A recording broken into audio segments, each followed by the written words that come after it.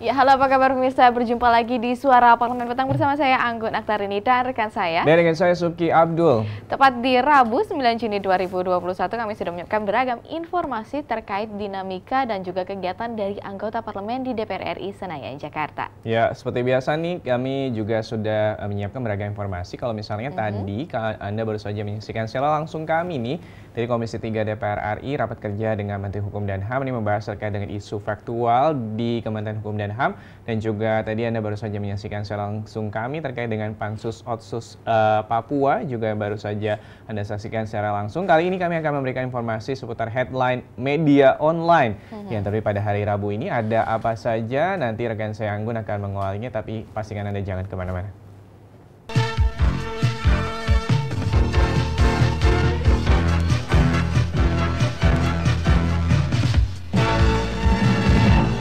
Headline media online yang pertama datang dari republika.co.id di mana Sri Mulyani, harga pangan naik hingga 50% dan pemerintah menyebut saat ini harga pangan mengalami kenaikan sekitar 40% hingga 50%.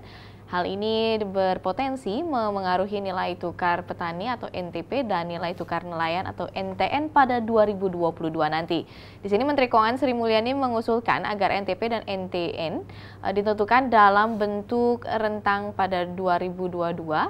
Dan di sini juga hal ini karena situasi masih serba tidak menentu. Sementara itu, Kepala BPS Suharyanto mengatakan bahwa terdapat 5 subsektor dalam NTP, adapun rinciannya seperti tanaman pangan, lalu hortikultura, tanaman perkebunan rakyat, peternakan, dan perikanan. Itu informasi terkait dengan bagaimana Menteri Keuangan mengusulkan agar NTP dan juga NTN ditentukan dalam bentuk rentan waktu di tahun 2022. Kita beralih ke informasi selanjutnya, ini kompas.com, perjalanan Undang-Undang ITE yang akhirnya resmi direvisi oleh pemerintah. Pemerintah akhirnya memutuskan untuk merevisi Undang-Undang Nomor 19 Tahun 2016 tentang perubahan atas Undang-Undang Nomor 11 Tahun 2008 tentang informasi dan transaksi elektronik. Menteri Koordinator Bidang Politik Hukum dan juga Keamanan Menko Polhukam Mahfud MD melaporkan bahwa pemerintah telah mengambil keputusan untuk merevisi 4 pasal Undang-Undang Nomor 19 Tahun 2016 tentang perubahan atas Undang-Undang Nomor 11 Tahun 2008 tentang informasi dan juga transaksi elektronik. Revisi terhadap 4 pasal tersebut, kata Mahfud, bertujuan menghilangkan multitafsir, pasal karet, dan juga upaya kriminalisasi. Kendati demikian, Mahfud menegaskan bahwa revisi terhadap 4 pasal tersebut tak serta-merta mencabut Undang-Undang ITE secara keseluruhan. Ya, semoga di sini segera diselesaikan sehingga masyarakat bisa merasakan regulasi terbaru dan bisa lebih aman ke depannya. Dan kembali kita membahas terkait dengan cnnindonesia.com. Pembahasannya mengenai Komisi 11 DPR RI, pemerintah sepakat asumsi makro RAPBN tahun 2022. Dalam Komisi 11 DPR RI dan pemerintahan menyepakati asumsi dasar dalam kebijakan ekonomi dan pokok-pokok kebijakan fiskal yang diusulkan pemerintah untuk periode 2022. Putusan ini akan menjadi pertimbangan dalam penyusunan rancangan anggaran pendapatan dan belanja negara atau RAPBN tahun 2022 dan pimpinan Panja Kebijakan Pendapatan Negara dalam rangka pembahasan ke PPKF tahun anggaran 2022.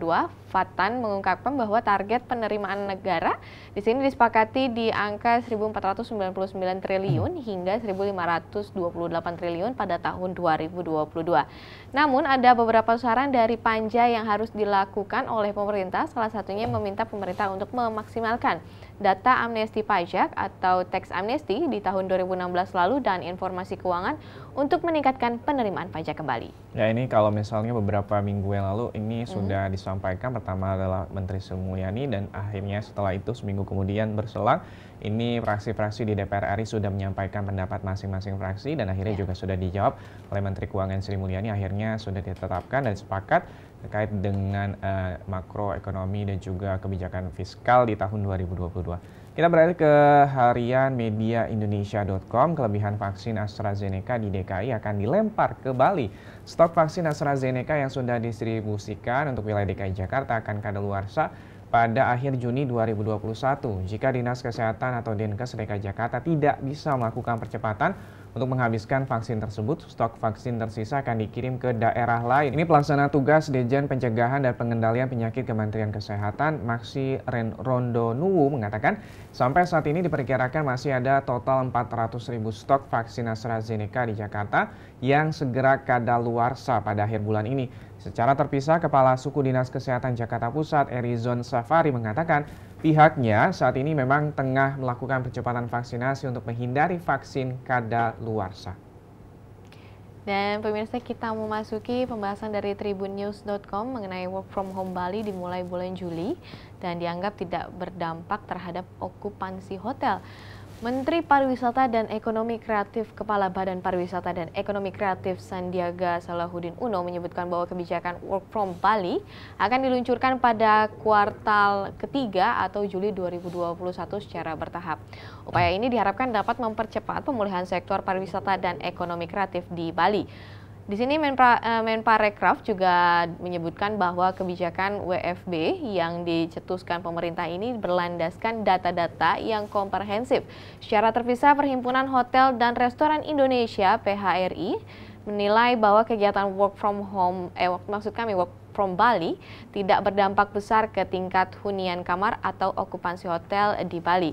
Sekretaris Jenderal PHRI Maulana Yusran di sini mengatakan bahwa berdasarkan data yang ada, jumlah kamar di Bali mencapai 130.000 dan okupansi sebelumnya pandemik di sini di COVID-19 ini terbesar dari wisatawan mancanegara. Ya, ini terkait dengan bagaimana wacana sebelumnya Menteri Luhut Binsar Panjaitan dan kali ini juga akan diputuskan kembali terkait dengan bagaimana rencananya akan diawali ini di bulan Juli 2021 nanti nih. Jadi sebagian kementerian dan juga lembaga nanti akan bekerja di wilayah Bali. Kita harapkan setidaknya ini nanti bisa menstimulus perekonomian di wilayah Bali. Dan pemirsa, tadi sudah kami hadirkan 5 headline media online yang mungkin saja menjadi salah satu informasi terbaru Anda. Kami nanti akan kembali dengan tajuk utama terkait dengan bagaimana kebocoran data yang masih terus terjadi. Pastikan Anda tetap bersama kami.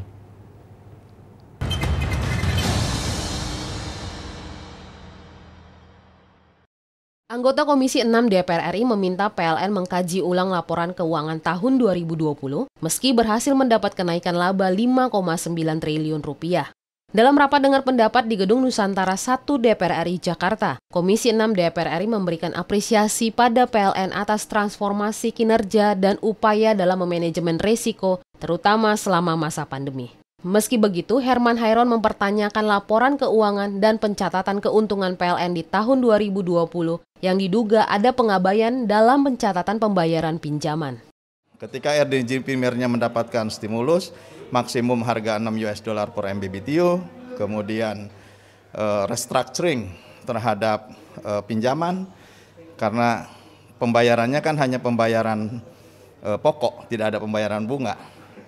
Bisa saja karena beban-beban ini menurun, kemudian menjadi naik.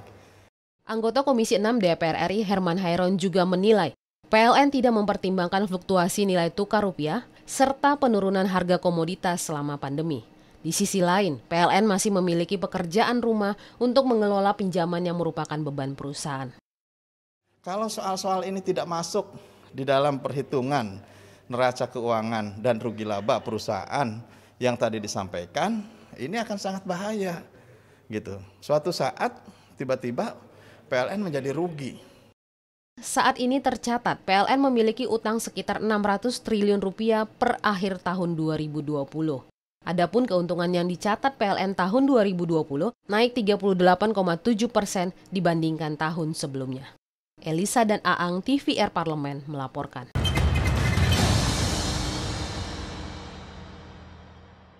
Ya pemirsa, kembali lagi di Suara Parlemen dan kita membahas terkait dengan kebocoran data masih terus terjadi. Di sini kebocoran data diduga kembali terjadi terhadap data masyarakat Indonesia yang sebelumnya dugaan kebocoran data terjadi pada Badan Penyelenggaraan Jaminan Sosial atau BPJS Kesehatan dan kali ini pertasan diduga terjadi pada data penduduk di 4 daerah. Direktur Jenderal Kependudukan dan Pencatatan Sipil atau Dukcapil Kementerian Dalam Negeri Zudan Arif di sini mengakui bahwa 4 server milik Dinas Dukcapil di 4 daerah telah diretas. Hal itu mengakibatkan data penduduk di wilayah tersebut bocor. 4 dinas Dukcapil tersebut yakin kabupaten yang memasuki Kabupaten Magelang, Kabupaten Subang, Kota Bogor, dan Kabupaten Bekasi di Jawa Barat. Data keempat daerah muncul pada forum jual beli data Red Formus sejak akhir Mei 2021. Di sini Judan mengklaim bahwa telah memitigasi risiko kebocoran data penduduk itu sejak pekan lalu, salah satunya dengan mematikan jaringan publik untuk layanan daring. Kementeriannya di sini juga memperkuat firewall dan sistem pengamanan keempat server tersebut. Zudan tidak merinci dampak dari kebocoran data tersebut, akan tetapi dirinya telah meminta seluruh daerah untuk menjaga server Dukcapil masing-masing. Ya, kalau sebelumnya ini data terkait dengan bagaimana bocor, ini BPJS Kesehatan, kali ini data bocor di 4 wilayah. Kita harapkan sekali lagi ini bagaimana Mabes Polri dalam hal ini cybercrime bisa menyelidiki kasus bocornya data kali ini di Dinas Kependudukan dan juga Catatan Sipil. Nanti kami masih akan membahas terkait dengan bocornya data kembali. Pemirsa, pastikan Anda tetap bersama kami.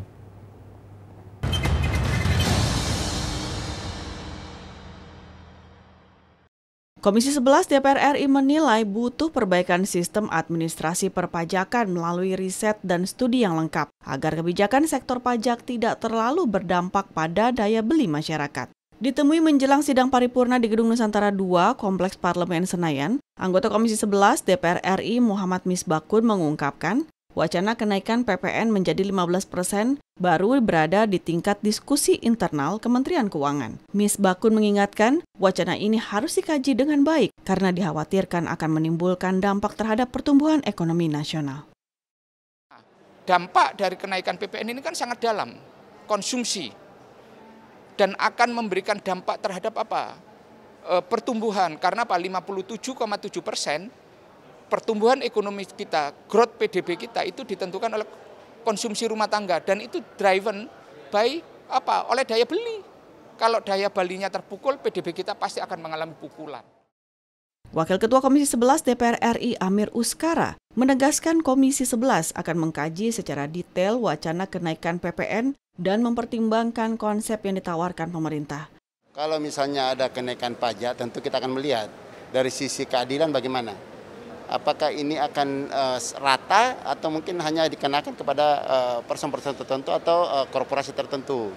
Ini tentu kita akan lihat, karena kalau kita belum baca kemudian kita menanggapi, jangan sampai kita salah tanggap.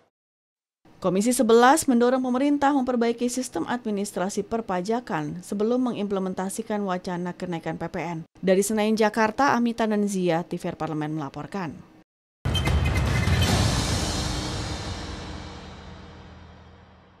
Kembali lagi di Suara Parlemen, masih membahas terkait dengan kebocoran data. Sementara ini ada pendapat dari Ketua Umum Orbital Kesejahteraan Rakyat, Pompida Hidayatullah.